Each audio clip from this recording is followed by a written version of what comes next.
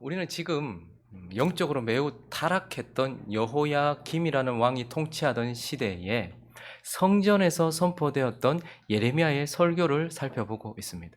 그러면 사실 2장부터 지금까지 앞으로도 25장까지 계속 예레미야의 12편의 설교가 이어질 텐데 1장에 예레미야를 불렀다라는 이야기 이후에 2장부터 예레미야의 입을 여시면서 그를 통해서 선포되는 모든 메시지들이 지금 매우 우리를 불편하게 하고 있어요.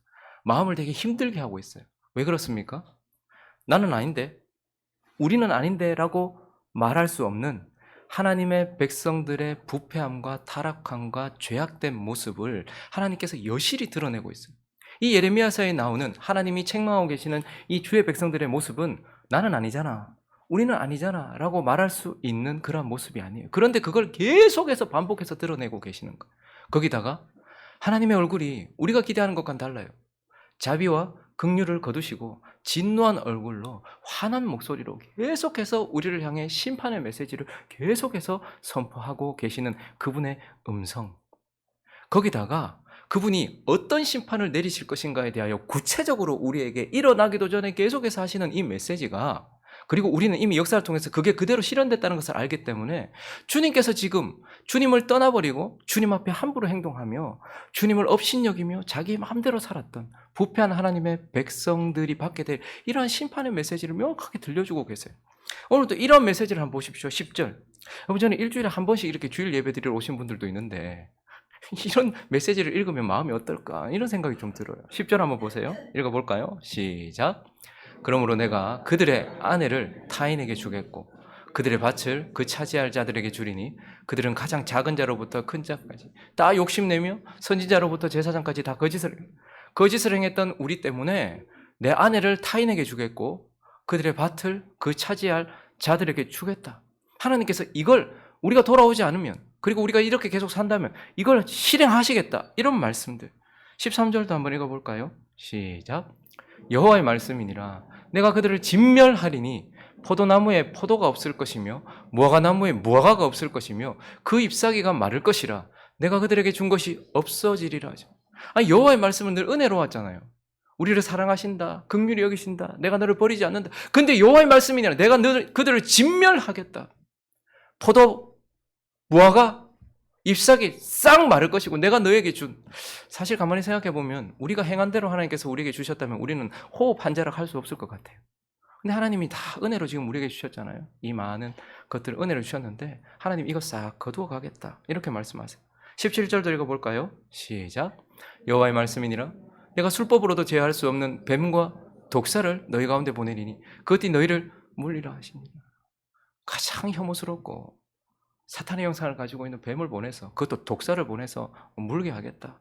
이게 하나님께서 하나님의 백성들에게 지금 선포하고 있는 메시지고, 예레미야의 입을 여시고 나서 계속해서 우리에게도 들려지고 있는 메시지입니다. 자, 그러면 한번 하시면 되지. 지금 2장부터 지금 또 앞으로도 계속해서 12번, 지금 거의 설교가 거의 비슷하잖아요. 예레미야의 설교가 거의 비슷해요. 약간 각도를 달리 하고 있죠. 요렇게도 얘기하고 저렇게도 얘기하지만 결론적으로는 아주 부정적인 말씀들이에요. 심판하겠다, 내가 가만히 두지 않겠다. 근데 하나님은 왜 이런 부정적인 말씀을 반복해서 하고 계실까요? 왜 반복해서 계속해서 말씀하고 계실까요? 오늘을 사는 주의 백성인 저와 여러분이 반복하지 않기 위해서 그렇게 하시는 것입니다. 계속 반복해서 말씀하시는 이유는 그때에 그들에게 말씀하셨던 내용을 통하여서 오늘을 사는 너희는 반복하지 말아라 라는 메시지이고, 또 이것을 계속해서 반복해서 말씀하시는 이유는 배우라는 거겠죠. 그들의 실패, 그들에게는 이미 지나간 역사가 되어버린 그들의 모습을 통하여서 너희는 배워서 그와 같은 일이 일어나지 않도록 해야 된다라는 메시지를 우리에게 주고 있는 것입니다. 자, 그러면 이제 계속해서 이어지고 있는 심판과 관련된 이 메시지를 통해서 하나님께서 그러면 우리가 무엇을 배우기를 원하시는가? 오늘 본문을 통하여서 이들의 실패한 과거와 이미 실제로 일어났던 하나님의 역사를 통해서 우리가 무엇을 배우면 좋겠는가? 한 두 가지로 나눠서 살펴보려고 하는데요. 그 첫 번째는 신앙을 지키는 것이 얼마나 중요한가 배워라. 하나님만 사랑하는 것이 얼마나 중요한 것인지를 배워라라고 우리에게 말씀해 주고 있어요. 여러분, 하나님께서는 사람을 창조하시되 처음부터 하나님의 집이 되도록 창조하셨어요. 그래서 가장 깊은 곳, 지성소, 우리의 마음 가장 깊은 영에 하나님을 모셔드리고, 그리고 그곳에 하나님만 모시고 하나님만 사랑하는 존재, 하나님의 집, 하나님의 성전, 하나님의 유일한 사랑의 대상. 그래서 하나님은 우리 가장 깊은 곳, 내 마음 가장 깊은 지성소, 나의 영에 하나님만 모셔드리고 그 하나님만 사랑하기를 원하시면서 우리를 지으셨어요. 근데 문제는 뭐죠? 문제는 하나님만 모셔드리고 하나님만 사랑해야 되는 우리의 마음에 하나님 아닌 다른 것을 집어넣고서 하나님 아닌 다른 것을 사랑할 수 있다라는 것이 문제예요. 그리고요, 하나님만 모셔드리고 하나님만 사랑해야 되는 우리 안에 우리가 하나님과 겸하여 무엇인가를 모셔드리고 하나님과 겸하여 함께 사랑할 수 있다. 이것이 문제인 것입니다. 하나님은 우리를 기계로 만드시거나 목석처럼 만들어 놓지 않으셨어요. 그냥 세팅된 대로 움직이는 그런 존재가 아니에요. 하나님께서 처음부터 오직 하나님만 모셔드리고 하나님만 사랑하라고 하셨는데, 근데 우리는 하나님 아닌 다른 것들을 집어넣고 그걸 사랑하고 혹은 겸하여 모셔드려 놓고 사랑할 수 있다는 것. 그래서 하나님은요, 성경 전체를 통하여 역사를 통해서 그러한 인생의 결말이 얼마나 비참한지를 우리에게 명확하게 보여주세요. 하나님만 사랑하지 않고 다른 것을 사랑하는 인생, 그리고 하나님과 겸하여 무엇인가를 사랑했던 인생의 말로가 얼마나 비참한지 그 결과를 우리에게 보여주신다는 말이에요. 여러분, 이세벨이라는 여자 아시죠? 이세벨. 악한 여자 중에 악한 여자. 그러나 그 당시에 우리가 만약에 살았다면 이세벨이 악하다 이렇게 생각 안 했을 거예요. 우리는 그냥 성경을 통해서 보니까 아합은 악하다, 이세벨은 악하다 이렇게 말하지만 그들은 그저 우리 옆에 살아가고 있는 지금 세상 사람들과 별반 다를 것이 없는 사람이었어요. 근데 딱 하나가 있다면 그는 하나님이 계셔야 될 자리에 그냥 다른 걸 모셔드렸던 것 뿐이고 그걸 사랑했던 것 뿐이에요. 그런데 그 이세벨의 말로가 어떻게 됩니까? 열왕기 하 9장을 가보실까요? 30절부터 37절까지 보면 하나님을 모셔드리지 않고 그곳에 다른 것을 모셔드리고 그것을 사랑했던 한 사람의 인생 말로를 우리에게 보여주는데 한번 읽어볼까요? 시작. 예후가 이스라엘에 오니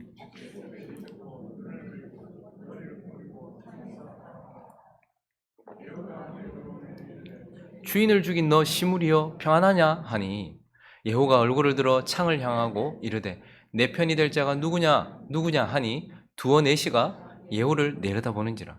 이르되 그를 내던지라 하니 내던짐에 그의 피가 담과 말에 튀더라. 예후가 그의 시체를 밟으니라.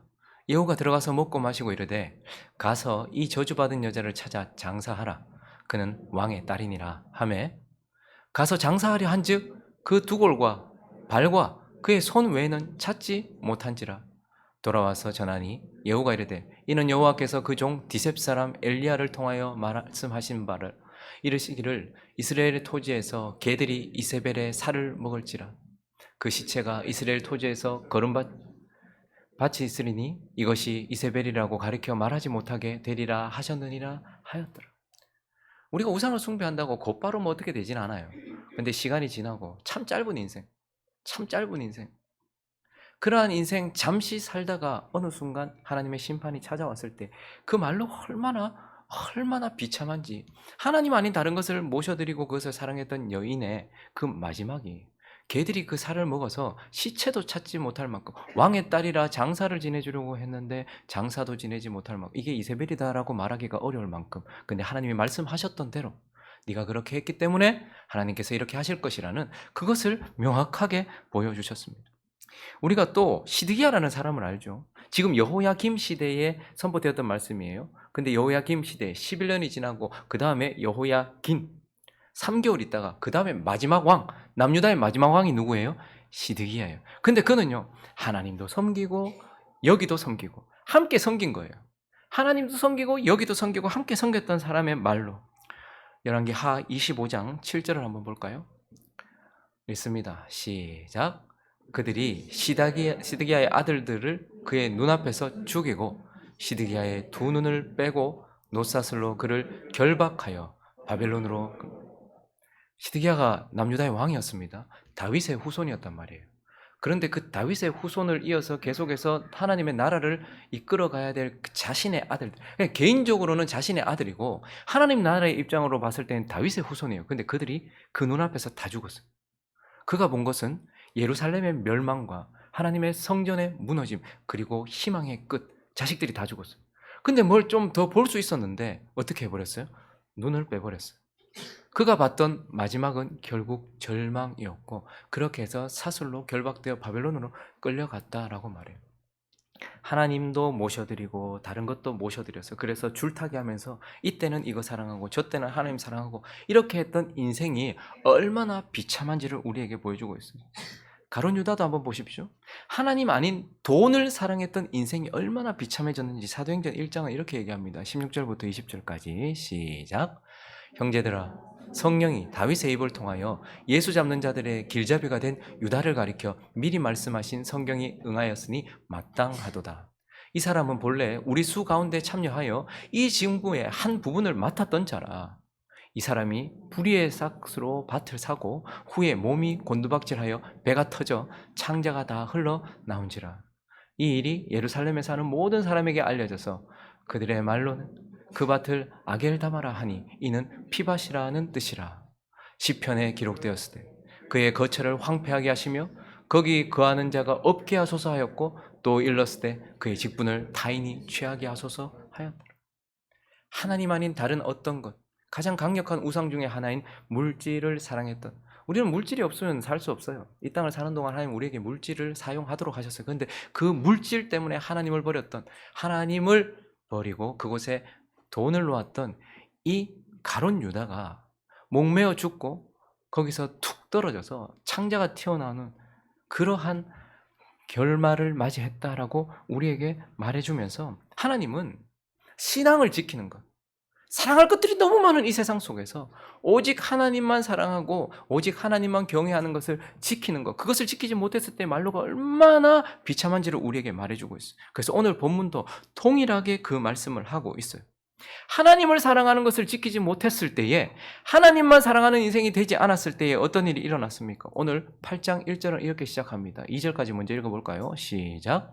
여호와의 말씀이니라. 그때 사람들이 유다 왕들의 뼈와 그의 지도자들의 뼈와 제사장들의 뼈와 선지자들의 뼈와 예루살렘 주민의 뼈를 그 무덤에서 끌어내요. 그들이 사랑하며 섬기며 뒤따르며 구하며 경배하던 해와 달과 하늘의 무별 아래에서 펼쳐지게 하리니 그 뼈가 거두거나 묻히지 못하여 지면에서 분토 같은 부관 참시한 거예요. 우상 숭배하다가 죽임 당했어요. 이미 뼈가 됐어요. 근데 하나님 다시 그거 다 끄집어내세요. 그리고 뭐 앞에 두시는 거예요? 그들이 그렇게 섬겼던 우상 앞에 두셨어요. 이것을 통해서 하나님 뭐 하시는 거예요? 우상이 얼마나 무능한가를 보여줘요. 그렇게 자기 인생 다 드렸는데 이 우상이 뼈도 하나 거둬들이지 않고 그들에게 아무것도 해주지 않았다. 너희가 그렇게 하나님 대신에 열렬히 사랑했던 그것이 너에게 도대체 무엇을 해주느냐? 하나님이 우리에게 말씀하고 싶은 건 이거예요. 하나님 아닌 그 무엇, 네가 그렇게 사랑하는 그 무엇, 근데 그것이 지금 너에게 무엇을 해줄 수 있느냐? 우상이 무슨 능력이 있느냐? 하나님은 우상의 허무함과 우상의 무능함을 지금 드러내시는 거예요. 그리고요, 그들의 뼈를 쫙 펼쳐놓고 거기에 그걸 걷어들여서 장사해 줄 사람이 없어요. 우상 숭배가 얼마나 비참한지. 하나님을 자기 마음에서 버려버리고 그리고 그곳에 다른 것을 모셔놓고 살아갔던 그의 인생들의 말로가 얼마나 비참한지. 전부 다 제사장이었고 선지자들이었고 왕이었어요. 그런데 그러한 인생들의 말로가 이렇다라고 하나님 말씀하시는 거예요. 그리고 3절은 또 이어서 이렇게 말씀하고 있습니다. 읽습니다. 시작. 이 악한 민족에 남아있는 자 무릇 내게 쫓겨나서 각처에 남아있는 자들이 사는 것보다 죽는 것을 원해. 망군에요. 지금 쫓겨났어요. 자신의 하나님이 주인인 자신의 삶 속에서 하나님을 쫓아냈더니 하나님이 그 땅에서 그들을 쫓아냈어요. 그러니까 하나님이 그들에게서 떠났단 말입니다. 그들 속에 하나님이 계시지 않았어요. 그랬더니 그들이 이제 어떻게 합니까? 사는 것보다 죽는 것이 훨씬 낫겠구나라고 생각해요. 살아남았지만 하나님이 없이 사는 것은 고통이에요. 고난이에요. 모든 것이 그렇습니다. 잠깐 우리가 원하는 거 잠깐 하잖아요. 그거 잠깐 쾌락이 있고 긴 고통이 있어요. 하나님을 버렸더니 하나님이 계시지 않은 인생이 얼마나 고통스러운지 하나님께서 이제 싹 거두어 가시니까 그러한 인생이고, 이거 사는 것보다 죽는 것이 낫구나 라고 느끼게 하시면서 지금 하나님은 그들을 통하여, 역사를 통하여 뭘 얘기하시는 것입니까? 끝까지 신앙을 지키는 것, 하나님을 향한 믿음과 하나님만 사랑하는 사랑을 지키는 것, 그것이 얼마나 중요한지 그것을 깨달으라고 우리에게 가르쳐주고 계시는 것입니다. 그리고 이제 이 본문을 통해서 하나님께서 또 한 가지를 우리에게 말씀하십니다. 무엇을 말씀하시는가? 마음을 지키는 것이 얼마나 중요한지를 알라는 것. 마음을 지키는 것의 중요성, 하나님은 오늘 이 메시지를 통해서 너희가 마음을 지켜야 된다라고 말씀을 하세요. 하나님께서 사람을 지으실 때에 오직 하나님만 사랑하는 존재로 사람을 지으시기도 했지만 하나님은 또한 인격적인 존재로, 마음을 가진 존재로 우리를 지으셨어요. 그래서요, 이 커다란 배가 그 작은 키에 의하여서 방향이 조절되듯이 인생이란 결국 마음이 하는 거예요. 마음 따라 되는 거예요. 어떤 마음이냐에 따라서 그의 인생이 어떻게 지어지느냐가 결정되도록 하셨다라는 말입니다. 그래서 우리 인생의 마음은 그렇게 중요해요. 근데 문제는 무엇이냐면 아담과 하와가 범죄한 이래에 모든 인생들은 전부 다 부패한 마음, 타락한 마음, 병든 마음으로 인생을 시작합니다. 저기 태어난 아주 아름답고 고귀한 생명, 그 아기마저도 이미 부패한 마음을 가지고서 병들어 태어난단 말입니다. 마음이 병들어 태어난단 말입니다. 저기 뒤에 지금 저기 아름답게 예배를 드리고 있는 시온이도, 이제 옛날에는 예아가 막내였는데, 그죠? 시온이도 저렇게 예뻐도 부패한 마음으로 인생을 시작한다라는 거예요. 그런데 그런 인생에게 누가 찾아오십니까? 예수 그리스도께서 찾아오세요. 우리에게 복음을 주세요. 그래서 우리가 뭐 되는 거예요? 거듭났다라고 말해요.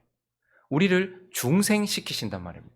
그래서 중생이란 죽었던 우리의 영을 살려주시는 것과 함께, 중생과 함께 우리에게 뭘 주시는가? 새 마음을 주신다는 거예요.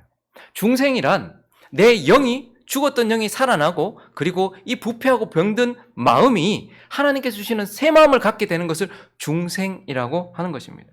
그래서 새 마음이란 무엇이냐면 성경의 원어는요, 살코기라고 표현해요. 마음을. 하나님께서 중생한 사람, 거듭난 사람, 구원받은 사람이 처음 받았을 때에 영이 새롭게 태어났을 때, 그리고 우리의 마음에도 새 마음을 주셨는데 그 마음을 살코기 같은 마음이라고 표현해요. 살코기가 어떻습니까? 아주 부드럽죠. 아주 부드러워요. 부들부들한 마음. 그래서 새 마음이란 부드러운 마음이에요. 지금까지 딱딱하게 경화되었던, 하나님께 반응하지 않고 그렇게 내 마음대로 살았던 그 마음이 중생과 함께 마음이 살코기처럼 부드러워지는 마음이다. 그리고 또 새 마음이란요, 할례받은 마음이에요.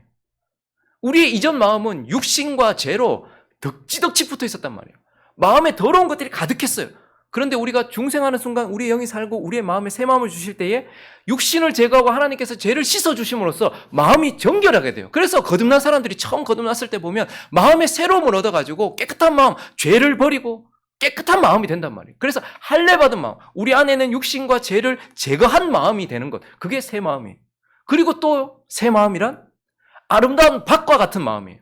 이전의 마음은요, 하나님이 말씀을 뿌려도 결코 열매를 맺을 수 없는 죽은 밭이었어요. 그런데 새 마음이란 이 마음에 하나님의 말씀이 심겨지고요, 기도와 예배와 찬양과 은혜를 통하여서 마치 땅에 무엇인가 심겨지고 꽃을 피우고 열매를 맺는 것처럼 이 마음도 하나님께서 원하시는 아름다운 밭으로 되어져 가는 것, 그러한 마음이 바로 새 마음이에요. 그러니까 결국 신앙생활이란 뭐죠? 우리가 거듭날 때 주셨던 그 부들부들한 살코기와 같은 그 마음, 그 부드러운 마음을 지키는 것이 신앙생활이에요. 처음 거듭났을 때 여러분 생각해 보십시오. 얼마나 많은 눈물을 흘렸습니까? 그때 우리의 마음이 얼마나 부드러웠습니까? 살짝만 만져도, 살짝만 건드려도 하고 예민하게 반응하고 부들부들한 마음이었어요. 그래서 신앙생활이란 하나님께서 우리가 거듭났을 때 주셨던 그 부드러운 마음을 계속해서 부드럽게 지키는 거예요. 왜 예배드리죠? 왜 기도하죠? 왜 찬양하죠? 왜 우리가 계속해서 하나님 앞에 서 있으려고 노력하죠? 우리의 마음이 가만히 있으면 어떻게 되는 거예요? 딱딱해지는 거예요. 죽음이란 결국 굳음이에요. 우리의 혈관이 점점 굳어가잖아요. 그래서 터지면 죽는 거잖아요. 우리의 마음이 거듭날 때 하나님께 주셨던 이 부드러운 마음을 지키는 것, 이게 신앙생활이에요. 그리고요, 우리가 처음 거듭났을 때 우리가 죄를 미워했어요. 그걸 제거했어요. 아팠지만 칼로 도려내듯이 하나님의 말씀, 그 수술검으로 우리의 마음속에 있는 더러움과 추악함을 제거했었단 말입니다. 근데 문제는 뭐죠? 또 여전히 우리 안에 죄와 부패성이 남아있기 때문에 이걸 계속해서 제거해주는 싸움을 하지 않으면, 여러분, 저는 날마다 면도하거든요. 이거 놔두면 어떻게 될까요? 수염이 멋있게 자라가지고 이렇게 멋있는 막 톰 크루즈처럼 이렇게 멋있게 될까요? 제가 그렇게 한번 해보고 싶은데 아내가 극구 못하게 해요. 이런 표현을 쓰더라고요. 더럽다. 이런 표현을 쓰더라고요. 저는 좀 수염 이렇게 좀 기르고 이렇게 하면 제가 좀 되게 멋있게 좀, 그래도 안 그래도 맨날 뭐 아 같다 하는데 좀 이렇게 좀 중후하고, 더럽다. 지저분하다. 그 표현을 들었을 때, 좀 그렇더라고요. 어제 오늘 아침에 면도했거든요. 또 약간 거뭇거뭇하죠? 보기 더러워요? 또 해요. 내일 되면 또 해요. 저 그래서 새벽 예배 하기 전에 면도해요. 우리의 마음이요. 뭐, 털 나는 거야, 뭐 어떻겠습니까? 근데 우리의 마음에 끊임없이 더럽고 추악한 육과 죄성이 계속해서 나올 때 우리 어떻게 해야 될까요? 부드러운 마음을 위하여 애써야 되는 것처럼 더럽고 추악한 건 육적인 것이 내 마음에 일어날 때에 이것과 싸워야 되는 거예요. 그래서 무엇이 주관하는가에 따라서 우리는 두 종류의 사람이 있는 것이 아니고 한 사람이 두 종류의 사람으로 드러나는 것뿐이에요. 뭐 가룟 유다는 우리하고 달랐을까요? 사도 바울은 우리하고 전혀 다른 사람입니까? 사도 바울은 그의 마음을 육적인 것과 죄성의 그것이 계속해서 지배하지 않도록 싸웠던 사람이고, 가룟 유다는 마음을 지키지 않았던 사람이에요. 그런 신앙생활이란 결국 육과 죄가 내 마음을 지배하지 않도록, 마치 그 가나안 땅처럼 가만히 있으면 가나안 백성들이 지배할 거잖아요. 근데 거기 들어갔던 이스라엘 백성들이 이걸 치고 물리쳐야 되는 거예요. 계속해서 밀어내야 되는 거예요. 그러면 어떻게 되는 거예요? 이 땅이 거룩한 땅이 되는 거예요. 그러니 신앙생활이란 오늘도 내 속에 일어나고 있는 육적인 생각과 제약된 생각과 부패한 마음, 이것을 싸워서 이겨나가는 것, 그거예요. 그리고 신앙생활은 결국 뭐죠? 내가 하나님의 밭이라는 것, 그걸 기억하면서 아름답게 가꾸어 가는 거예요. 가만히 놔두면 엉겅퀴와 가시가 돋쳐서 이건 밭도 아니에요. 황폐해져요. 근데 어떻게 합니까? 우리 교회 보니까 저는 죽이는 은사가 있는데 어떻게 그 다 살리는지. 제가 목요일마다 목회자 모임 가잖아요. 그러면 거기 정원주택들 이렇게 가보면요, 밭을 얼마나 잘 가꾸어 놨는지. 와, 정말 저거 하루 종일 저거 해야 되겠다 싶어요. 그런데 꽃도 피고. 근데요, 어떤 집 잠깐 비우신 것 같아요. 지금 여름이라서 그런지 잠깐만 그냥 내버려 뒀는데 한 3주 정도 비운 것 같아요. 얼마나 많은 풀들이 올라오고요. 완전히 그냥 막 엉망이에요. 우리의 마음도 마찬가지입니다. 하나님이 왜 날마다 말씀을 우리에게 뿌리실까요? 우리에게 씨앗을 뿌리고 성령과 기도와 은혜 가운데서 그 씨앗이 열매를 맺고 계속해서, 그래서 우리는 하나님의 아름다운 밭이 되어야 돼요. 하나님이 뿌리신 것이 우리 안에서 아름답게 가꾸어져 가야 돼요. 그렇지 않으면 엉겅퀴와 가시가 있는 그러한 모습일 것이요. 근데 그걸 제거하고서 하나님 앞에 아름답게 가꾸면 우리는 하나님이 보시기에 내 밭이다, 아름다운 밭이다, 에덴이다, 이렇게 말씀하실 거예요. 경작하고 있어야 되는 거예요. 아담에게 처음 말씀하셨던 것도 에덴 동산을 경작하라고 하셨던 것이고, 지금도 사실은 거듭난 우리는, 우리의 마음은 하나님의 에덴이에요. 그래서 가꾸어야 돼요. 그래서 신앙생활이란 이렇게 가꾸어야 되는 거예요. 자, 그런데 이렇게 마음을 지키지 않으면 어떻게 될까요? 반드시 우리의 마음은 딱딱하게 됩니다. 하나님께 반응하지 않아요. 우리의 생각이 굳어지고요, 우리의 감정은 날카로워지고요, 또한 우리의 의지는 하나님께 반응하지 않아요. 그래서 살코기와 같았던 부드러운 마음을 잘 돌보지 않고 지키지 않으면 그것이 딱딱해져요. 그리고 또 어떻게 될까요? 죄와 육신이 지배하는 마음이 돼요. 그래서 결국은 어떻게 됩니까? 가시와 엉겅퀴가 가득한 그러한 황폐한 땅이 되어져 버린단 말입니다. 근데 문제는 뭐죠? 그걸 그렇게 방치했을 때에 돌이키지 못하더라는 거예요. 가시와 엉겅퀴를 제거하고 돌과 제거하고 밭을 갈아도 이전으로 돌아가지 못한, 돌이키지 못하는 마음이 되더라는 거예요. 하나님께서 하나님의 나라에 사울을 세우시고 그 이후부터 다윗으로, 이가 내가 세운 왕이다 하면서 다윗을 세우셨어요. 근데 다윗은 어떤 예표입니까? 예수 그리스도의 예표이기도 하지만 우리에게 마음을 지키지 않았을 때의 한 인생이 얼마나 황폐해질 수 있는가를 보여주는 샘플이었어요. 다 블레셋과 전쟁하고 있는데요, 다윗은 자기 나라는 지키고 있으면서 지금 자기 나라는 지키고 있으면서 자기 마음은 지키지 않았어요. 그래서 자기는 밤에 밤도 아니죠. 실컷 늘어지게 낮잠을 자다가 왕궁에 올라가서 여자가 목욕하는 거 보고 마음을 지키지 않았어요. 음란한 마음에 데리고 왔어요. 근데 알고 보니까 충신 우리아의 마누라네요. 그러면 아이고 큰일 났다 하고 돌려보내야 되는데 데리고 왔어요. 근데 또 정결치 못하대요. 아마 생리 중이었던 것 같아요. 근데 그 기간 기다리고 결국은 그 짓을 해버린 거예요. 마음을 지키지 않았어요. 그래서 어떻게 됐습니까? 가늠한 인생이 되었어요. 나중에는 살인한 인생이 되었어요. 그리고 나단이 오기까지 1년 동안도 자기가 잘못했다는 생각 없이 그냥 그렇게 살아. 정말 황폐한 엉겅퀴와 가시 같은 인생이 되었다라는 것을 보게 돼요.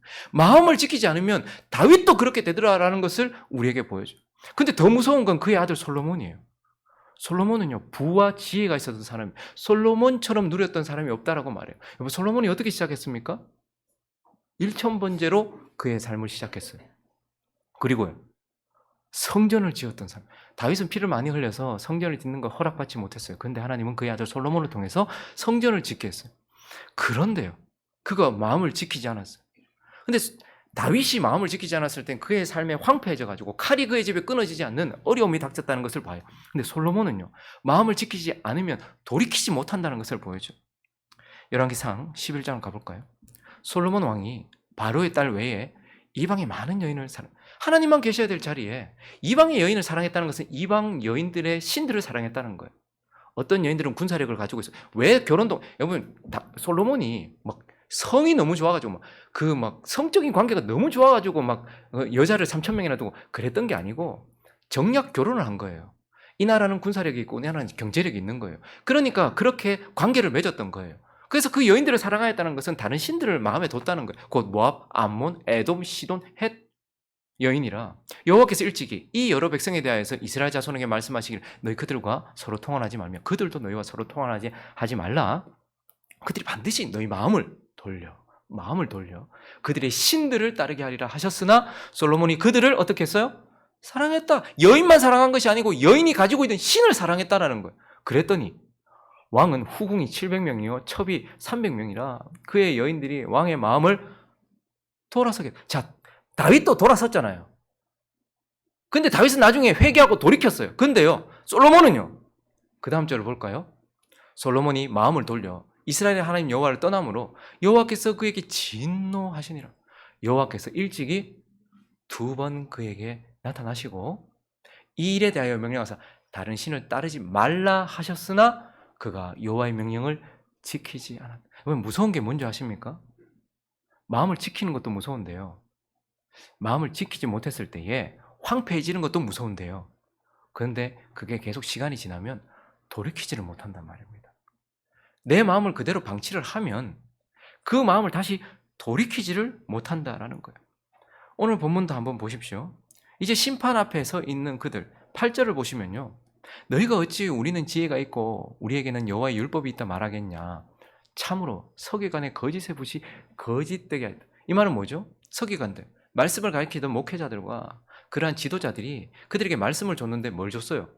율법을 왜곡시켜서 거짓으로 가르쳤단 말입니다. 그래서 11절에 보면 그들은 그 말을 믿었어요. 왜냐하면 자기가 듣고 싶은 말을 사람은 따라가게 돼 있어요. 옳은 것에 반응하는 것이 아니고 자기가 좋은 말에 반응하거든요.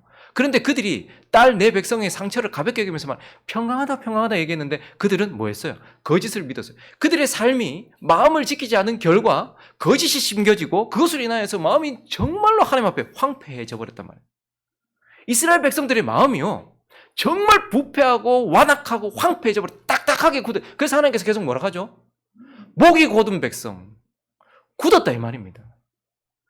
완악한 백성, 고집스러운 백성, 이렇게 이야기를 해요. 그런데 이것이 무서운 이유는 4절부터예요. 너는 또 그들에게 말하기를 여호와의 말씀에 사람이 엎어졌어요? 그러면 일어날 거 아니냐? 엎어졌으니까. 그리고 사람이 떠나갔다면 다시 돌아오지 않겠냐? 그런데 이 백성은 항상 나를 떠나 물러갔다가 돌아오지 않는다. 거짓을 고집하고 돌아오기를 거절한다. 내가 귀를 기울여 들은즉 그들이 정직을 말하지 않고 그들이 악을 뉘우쳐서 내가 행한 것이 무엇인고 말하는 자가 없고 전쟁터로 향하여 달리는 말같이 직진하면서 그 길로 행하는도다. 공중의 학은 그 정한 시기를 알고 산비둘기와 제비와 두루미는 그들이 올 때를 지키는데 내 백성은 여호와의 규례를 알지 못하고. 왜 그럴까요? 여러분, 사람이 몰라서 안 옵니까? 아니에요. 돌아올 수 없는 마음이 됐기 때문이에요. 사람이 너무 멀리 가면요, 돌아오지 못해요. 마음이 그래서 무서운 겁니다. 이 마음은 우리에게 축복으로 주신 거예요. 내가 스스로 생각하고 내가 스스로 느껴서 내 의지를 가지고서 내 인생을, 그리고 내가 스스로 자발적으로 하나님을 사랑할 수 있도록 하기 위해 주신 하나님의 귀한 선물이지만, 귀하면 귀할수록 정말로 여러분들의 돈을 제가 뺏으려고 한다고 생각해 보십시오. 여러분들 불을 켜고 그걸 지키려고 할 겁니다. 여러분들이 아침에 딱 일어났을 때 가장 먼저 생각하는 것, 그게 여러분들에게 가장 소중한 것일 겁니다. 오늘 아침에 딱 눈 떴을 때 뭐부터 생각하셨어요? 그게 여러분들이 가장 소중하게 생각하는 거예요. 그런데 자, 만약에 그것을 제가 건드리려고 하거나 누가 뺏으려고 한다면 여러분들은 불을 켜고 그걸 지키려고 할 겁니다. 소중한 것이면 소중한 것일수록 사단은 건드려요. 그래서 사단이 뭘 건드립니까? 성이 정말 소중하거든요. 근데 성을 부패시켜놨어요. 가정이 정말 소중하거든요. 가정을 부패시켜놨어요. 그리고 마음이 정말 중요하거든요. 그러니까 우리의 마음을 부패시켜놨어요. 계속해서 공격을 해요. 근데 그것을 지키지 않으면 황폐해져 완전히 무너지는 것에서만 그치지 않고 하나님이 이제 오라 해도 돌이키지 못하는 인생이 되더라라는 것을 말씀하시면서, 하나님은 이 뼈아픈 그들의 실패와 역사를 통하여서 우리에게 마음을 지키는 것이 얼마나 중요한지, 네가 오늘 네 마음을 지키는 것이 얼마나 중요한지를 우리에게 말씀하고 있는 것입니다. 말씀을 정리하겠습니다. 하나님께서 멸망을 앞두고 있는 그들에게 매를 대시기 전에 이 말씀을 계속해서 40년 동안 반복해서 주셨어요. 근데 결론은 어떻게 되었죠? 그들은 듣지 않았습니다. 그리고요, 결국은 그 말씀대로 고스란히 그들에게 고통이 찾아왔어요. 자, 그리고 나서 어떻게 됐을까요?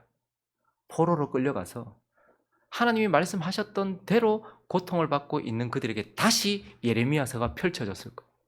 그리고 그들은 뼈아픈 현실과 실제적 체험을 통하여서 오늘의 이 메시지를 다시 배웠을 거예요. 아, 내가 하나님만 사랑하고 나의 신앙을 지키는 것이 얼마나 중요한지 이제 그 고통 후에 배웠단 말이에요. 그리고 내가 오늘 내 마음을 지키는 것이 얼마나 중요한지 그 고통을 통해서 배웠단 말이에요. 이제 우리에게 말씀하십니다. 하나님은 반복하지 않기를 원하세요. 그들을 보면서 오늘 우리에게 그와 같은 일을 당하고 난 이후에 배우지 말고 누군가의 그 일을 통하여서, 그리고 지금 이 역사를 통하여서 네가 나만 사랑하는 것이 얼마나 중요한 것인지, 내가 네 인생 가운데서 빠지면 네가 얼마나 무너지는지, 그리고 네가 너의 마음을 지키는 것이 얼마나 중요한지를 깨달아서 이와 같은 일을 반복하지 않고 하나님 앞에 정결한 삶을 살아가라고 주시는 이 말씀 붙들고서 이번 한 주도 그러한 삶을 살아가기로 다짐하고, 또한 그러한 삶을 살아가고 이 시간 우리의 사랑의 대상과 우리의 마음을 한번 점검해보는 저와 여러분 되시기를 예수 그리스도의 이름으로 축원합니다.